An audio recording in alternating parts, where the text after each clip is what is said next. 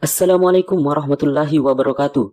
Oke guys ya, admin kali ini akan melanjutkan alur cerita manhwa tentang seorang pria muda berangkat untuk membalaskan dendam tuannya.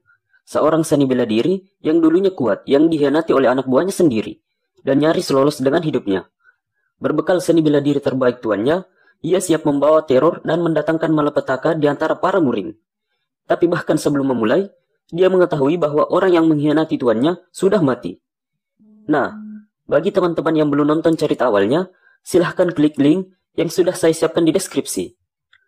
Langsung saja kita ke alur ceritanya. Shinmu, sebuah organisasi persaudaraan pembunuh yang ditakuti oleh seluruh murim, namun dihancurkan oleh cuma satu orang. Dan orang itu adalah Soh Jin Hong, si pedang iblis pipi merah. Itulah julukan yang diberikan pada dia, karena saat itu dia baru berumur 15 tahun. Kenapa dia melakukan itu? Ya, tidak ada yang tahu. Mungkin dia memiliki dendam kesumat dengan Shinmu, atau mungkin dia cuma melakukan itu karena dipekerjakan seseorang. Walaupun begitu, sangat sedikit informasi yang dia lakukan setelah itu.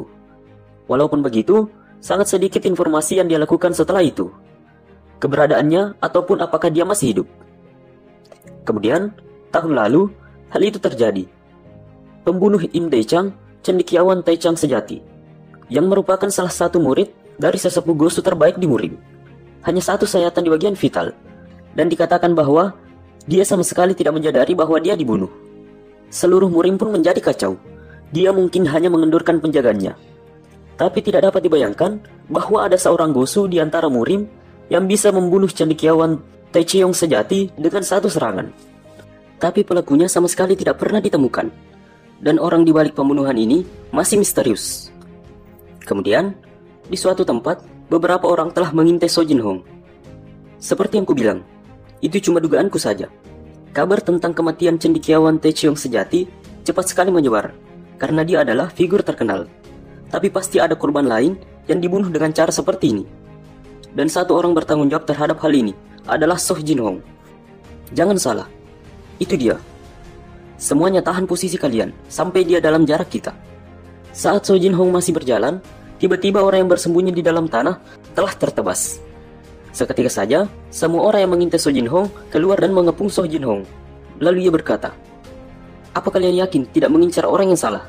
Lalu orang tersebut menjawab, "Tidak sama sekali. Kami adalah pembunuh dari Shinmu. Kami sedang dalam misi di luar ketika kau menyerang markas kami. Kami mengikuti jejakmu dengan serius dalam 3 tahun terakhir.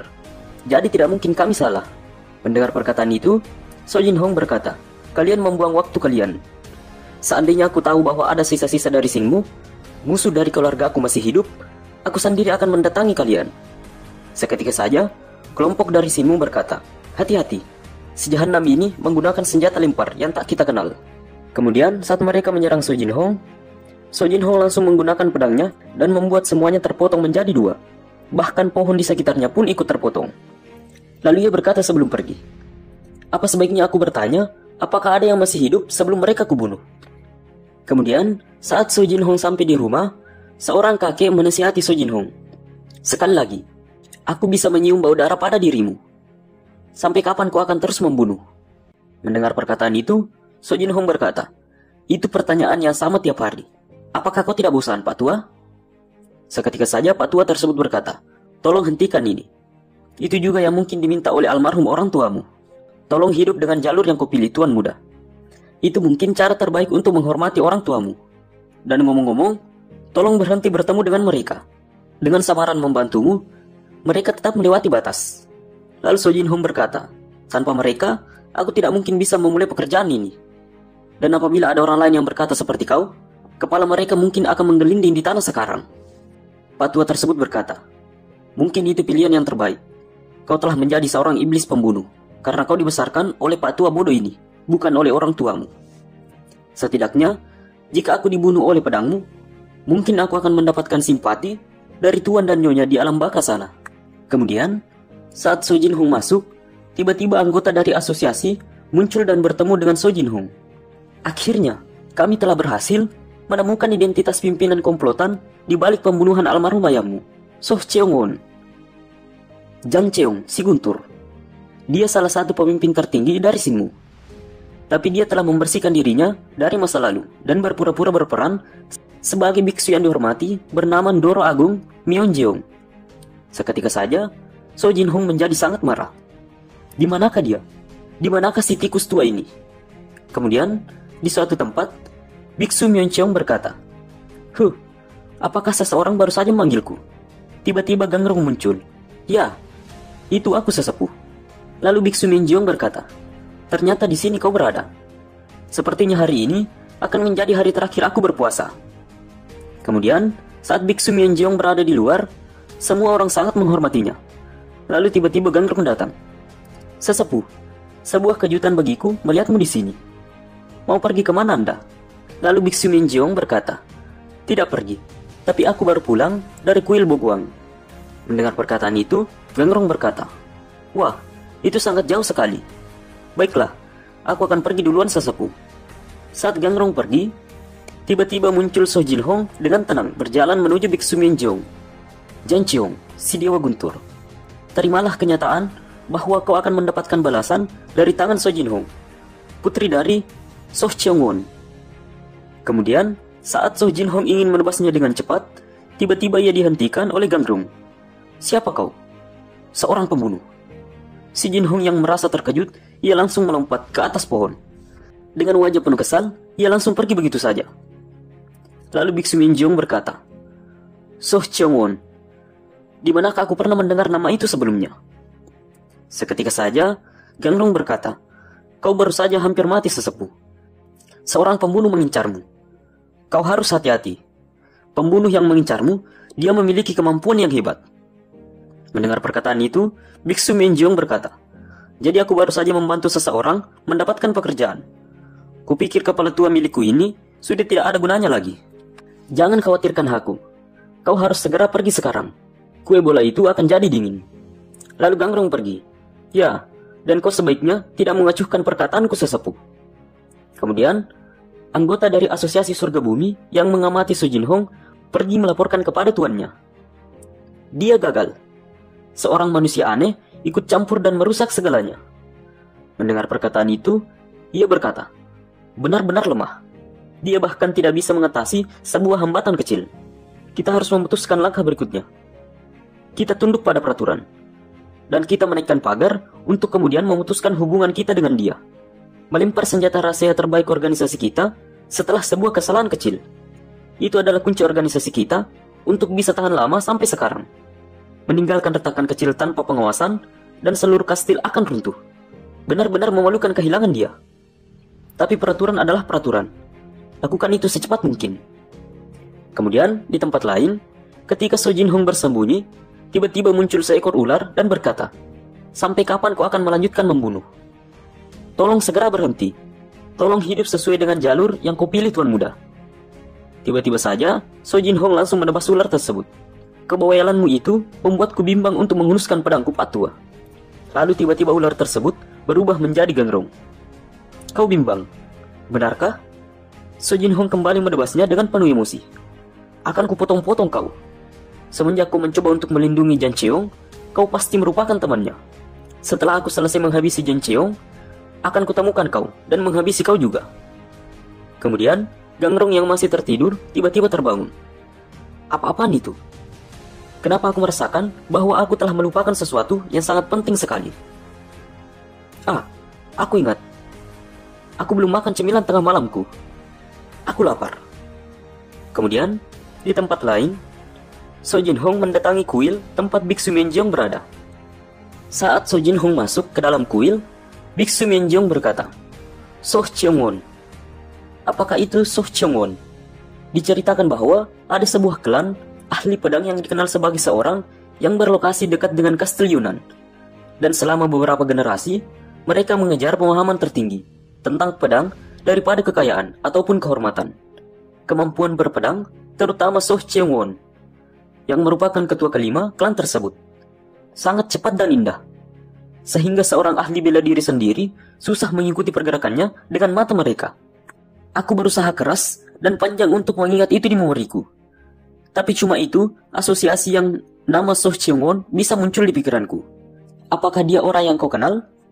Mendengar perkataan itu, So Jin Hong berkata, "Jadi, kau sudah menduga kalau aku akan datang lagi?" So Cheong Won adalah ayahku.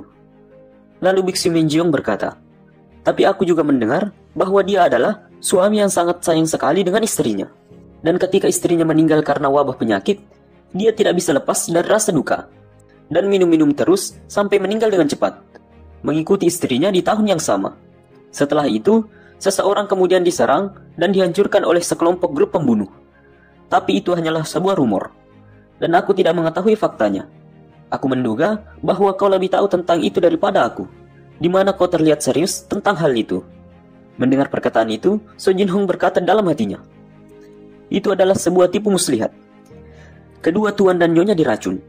Jika tidak, mana mungkin Sinmu berani untuk menyerang So Sendang kita?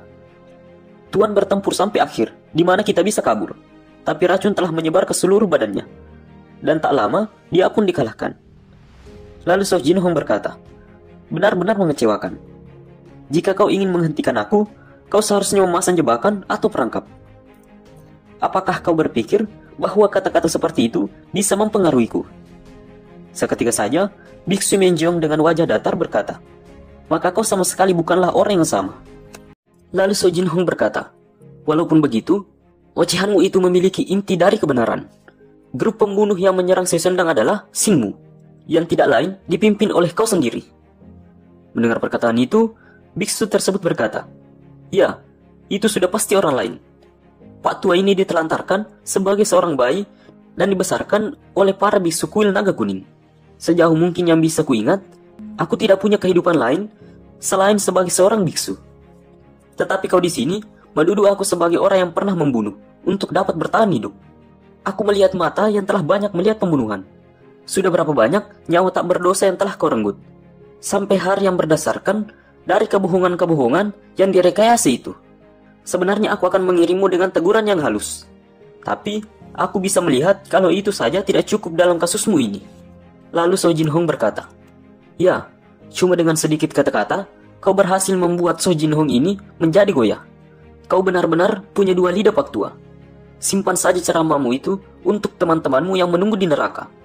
Saat dia hendak mengeluarkan pedangnya, tiba-tiba ia merasakan seperti telah tertebas.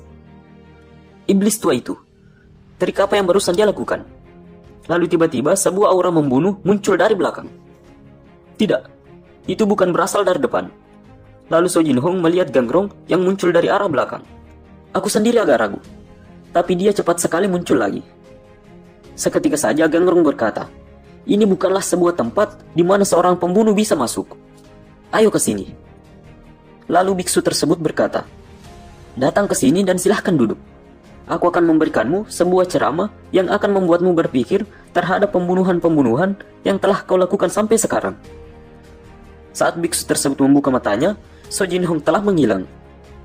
So Jin Hong dan Gangrong berlari dengan cepat masuk ke dalam hutan. Mereka berdua beradu kecepatan sambil mencari celah untuk menyerang.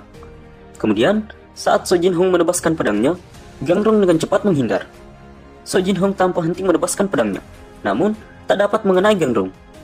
Sudah kupotong dan tebas, tapi tiap kali dia lolos bagaikan seekor belut yang licin. Siapa orang ini? Dari manakah orang seperti ini berasal? Kemudian, saat Gangrong yang hanya menghindar tanpa membalas, tiba-tiba bajunya terkena pedang So Jin Hong. Aku lebih memilih untuk menyelesaikan ini tanpa sama sekali terluka.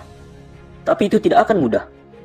Saat mereka masih sementara bertarung, So Jin Hong terus memikirkan sesuatu. Aku kira anggur kedua orang tuaku telah diracun. Aku kira ibu diracun dengan memasukkan racun ke obatnya oleh para jahanam itu.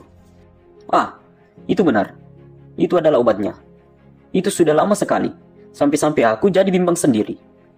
So Jin Hong menjadi bimbang dan kebingungan akibat dari kata-kata dari Biksu Min Jeong, sehingga membuat batu yang ditendangnya hancur berkeping-keping. Kemudian, saat So Jin Hong menebas Gangrong, ternyata itu hanyalah bayangan. Dengan cepat, Gangrong berada di belakang So Jin Hong dan menendangnya dengan sangat keras. Lalu tiba-tiba, So Jin Hong kembali mengingat sesuatu. "Tolong hati-hati Tuan Muda. Kau punya hak untuk melakukan aksi balas dendam pada Sinmu. Secara tidak dapat dipungkiri lagi bahwa mereka adalah musuh abadimu. Tapi kita belum mengetahui apapun siapa yang berada di balik para Sinmu. Kau jangan percaya buta informasi yang berasal dari Asosiasi Surga Bumi. Aku bukan berkata bahwa kau harus meninggalkan mereka setelah bantuan yang mereka bantu kepadamu sampai sekarang. Seketika saja, So Jin Hong memukul kepalanya sendiri dengan sarung pedangnya. Cukup, hentikan omelan dan keluarlah dari kepalaku ini. Mengomellah setelah pertempuran ini selesai. Gangrong yang melihat celah, ia langsung berada di bawah So Jin Hong. Seketika itu, Gangrong menyerangnya dan membuatnya terlempar jauh. Saat Gangrong mengejarnya, So Jin Hong telah terjatuh ke dalam jurang. Di sini ada jurang. Dari awal, aku tidak punya rencana untuk membunuh dia. Dia memblokir itu dengan bajunya di waktu yang pas. Aku pastikan bahwa dia tidak sedikit pun mengalami luka internal. Apakah dia cuma melarikan diri? Mereka bilang bahwa makhluk paling buas adalah mereka yang terluka. Apa yang harus kulakukan sekarang? Kemudian, di tempat So Jin Hong terjatuh, tiba-tiba muncul seekor katak. Lihat, sudah kubilang bukan? Sudah pasti akan ada yang lebih kuat. Dan sudah pasti, ghost yang terkuat di muka bumi ini pasti punya rival. Jadi kau seharusnya jangan terlalu sakit hati karena kalah satu kali. Dengan berhasil mencapai banyak hal dalam usia yang muda bisa merugikan buatmu. Kemunduran ini bisa menjadi bahan pembelajaran yang bagus buat dirimu. Lalu tiba-tiba, So Jin Hong berdiri. Ya, kau selalu benar. Kau selalu benar, Pak Tua. Meskipun terkadang kau melupakan apa yang kau katakan sebelumnya dan berkata yang berbeda kemudian. Tapi kau salah kali ini. Aku sama sekali belum kalah karena pertempuran sama sekali belum selesai. Ditambah, kau tidak menghitung bahwa keduanya menyerangku bersama-sama. Dasar para pecundang. Pertama, biksu palsu itu merayuku dengan kata-kata dia. Dan kemudian, si gendut itu datang kepadaku. Jika tidak, sebuah serangan telak sudah cukup untuk mereka. Aku akan segera mungkin kembali ke mereka setelah aku makan masakanmu dan istirahat terlebih dahulu. Kemudian, saat So Jin Hong memasuki gerbang, ia berkata, Pak Tua itu baru saja mengunyah kupingku sepanjang malam ini. Mungkin aku harus segera pulang. Lalu tiba-tiba So Jin Hong merasakan keanehan. Di dalam rumah, Pak Tua tersebut telah dibunuh oleh anggota Asosiasi Surga Bumi. Bangsat kau, dasar Pak Tua. Dia sama sekali tidak memberitahu kita apapun tentang pedang kilat terbang sesendang sampai akhir hidupnya. Aku sama sekali tidak pernah melihat seseorang bisa bertahan dari siksaan-siksaan yang diberikan padanya. Kita menghabiskan banyak waktu di sini. Segera bersihkan dan mundur. Seketika saja, So Jin Hong datang dan melihat semuanya. Ia melihat Pak Tua tersebut telah dibunuh, dan ia mengingat masa lalu dengannya. Tuan muda, di sini kau ternyata. Apa kau memikirkan orang tuamu lagi? So Jin Hong berkata, Ya, walaupun aku berusaha sangat keras, tidak bisa kuingat sekalipun muka mereka. Seketika saja, Pak Tua tersebut tersenyum. Hahaha, itu natural sekali. Secara saat itu, kau masih sangat kecil sekali. Ayo kita pergi. Akan aku jelaskan padamu sebisa mungkin, sesuai ingatanku. Ayahmu, Tuan So Cheong Won, adalah seorang ahli pedang. Dia adalah lelaki tampan, yang terkenal sekali karena tampangnya di sekitar kastil Yunan.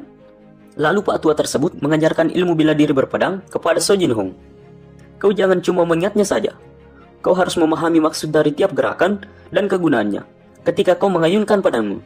Di hari di mana kau menguasai tiap teknik kuat, pedang kilat terbang, kau bisa menghancurkan pedangmu kepada musuh-musuhmu.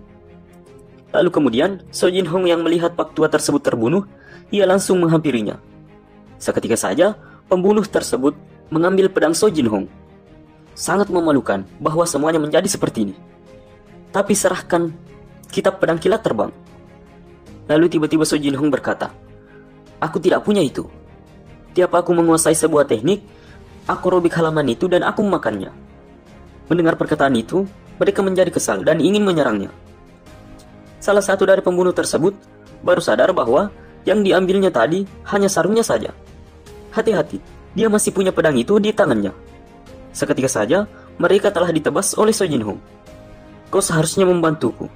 Kenapa kau sampai melakukan ini? Bahkan sebelum insiden dengan Sesondang, Sinmu adalah musuh bebuyutan dari Asosiasi Surga Bumi. Hancurkan mereka, dan asosiasi akan melakukan apapun yang ia bisa untuk menemukan sisa-sisa dari musuh ayahku. Itu yang kau katakan padaku. Seberapa banyak dari itu yang benar? Jang Cheong, si Dewa Guntur. Apakah bisu itu beneran musuhku? Bagaimana dengan semua musuhku yang kubunuh setelah para Sinmu? Apakah Sinmu benar-benar musuh bebuyutan dari kalian? asosiasi surga bumi. Ceritakan padaku yang sebenarnya, dan kau akan kubiarkan. Lalu pembunuh tersebut berkata, So Cheong-won, ketua kelima klan Sesondang, tidak punya anak sama sekali. Itu tidak akan menjawab pertanyaanmu. Tapi, sebuah inti dari kenyataan menyebabkan semua itu tidak ada manfaatnya. Jadi, apakah kau masih membutuhkan semua jawaban yang sama dari pertanyaanmu? Jika kau tidak mempercayaiku, pergilah ke wilayah di mana Sesondang dulu memiliki markas, dan kau akan tahu sendiri. Aku berani bertaruh bahwa Pak Tua itu menceritakan bermacam-macam alasan supaya kau tidak pergi ke sana. Tapi jika kau masih ingin tahu, akan kuberitahu kau. Berlainan dengan yang telah diberitahu padamu, kepala biksu dari kuil naga kuning sama sekali bukanlah seorang pembunuh. Dia adalah seorang pendeta yang memiliki kebajikan tinggi. Sampai-sampai dia dianggap sebagai seorang Buddha hidup di tanah-tanah sekitar kastil naga kuning. Tetapi keberadaannya merupakan sebuah gangguan bagi seseorang. Dan seseorang itu mempekerjakan kami untuk menghabisinya. Jadi kami hanya mengikuti perjanjian dengan mengirimkan senjata yang telah dicuci otaknya. Itu sama dengan semua orang yang telah kau bunuh, sampai sekarang. Tanpa memperhatikan siapa mereka, tidak ada dari mereka yang mempunyai hubungan dengan Sesondang. Lalu tiba-tiba Su Jinhong menebas kaki pembunuh tersebut. Bukankah sudah kubilang, kau cukup memberitahu fakta saja? Pembunuh tersebut berkata, Sialan, coba kau cek sendiri. Dasar anak haram bajingan. Lihat sendiri, apakah yang kuberitahu padamu itu fakta atau kebohongan? Apa kau pikir bahwa menyangkal itu akan membuat itu jadi lebih benar? Mendengar perkataan itu, Su Jinhong berkata, Di manakah benteng utama dari asosiasi surga bumi?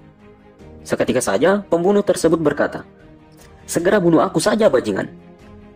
Mendengar perkataan itu, So Jinhong langsung membunuh pembunuh tersebut. Part 4 selesai. Sekian dan terima kasih.